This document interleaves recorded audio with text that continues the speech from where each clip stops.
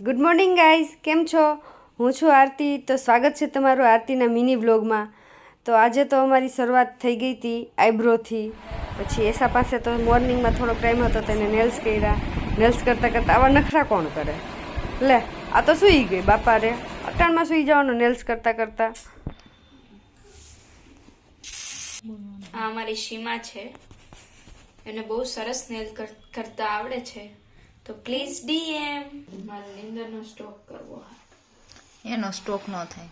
થાય ન થાય. લે, આને તો નીંદરનો સ્ટોક કરવો છે.